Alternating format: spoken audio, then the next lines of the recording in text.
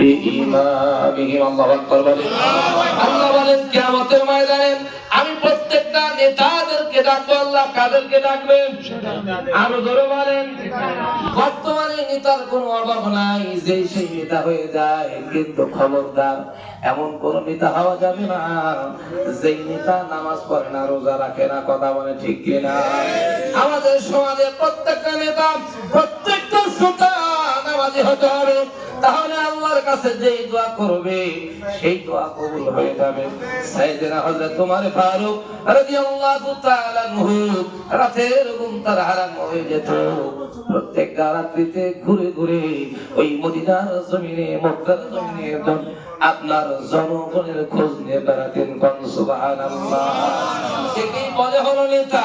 আর বর্তমানে সময় অনেক নেতা আছে শ্রোতাদের কোনো খবর নেয় না। কথা বলে ঠিক কিনা? আল্লাহ বলেন এমন নেতার পিছনে যেও না যেই নেতা কিয়ামতে তোমাকে জাহান্নাম পর্যন্ত পৌঁছায় দিবে।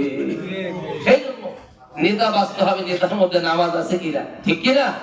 আমরা আমাদের এবারে ৭৭ যে এমপি প্রার্থী মোহিত ভাই, আমার ওলামা দলের মাঝে মাঝে প্রোগ্রামে আমরা যাই, উনি আলেম ওলামাদেরকে, এবং উনি নিজেও একজন নামাজি ব্যক্তি। ওনার বাবা শহীদ জিয়াউর রহমান রাষ্ট্রপতি, উনি একজন তাহাজ্জুদ গোজারি ছিলেন। সুবহানাল্লাহ বলেন। আমরা সবই জানি, যদিও রাজনীতি না করি আমরা কিন্তু সব জানি। জানি কিনা? ওনার একটা সবচেয়ে বড় অবদান, উনি সৌদি আরবের জমিনে বৃক্ষরোপণ করেছিলেন। আজও তা দাঁড়িয়ে আছে। আছে কিনা? আরো জোরে বলেন আছে কিনা? এই যে একটা মহৎ কাজ, সাদকায়ে জারিয়া, কিয়ামত পর্যন্ত উনি চলে গেছেন, এটা কিন্তু উনি পাচ্ছেন কিনা? এটা পেতে থাকবে। সম্মানিত হাজিরিন, আজকের দায়ের জন্য আমরা আজকে আয়োজন করেছেন। আজকের যা সুস্থতা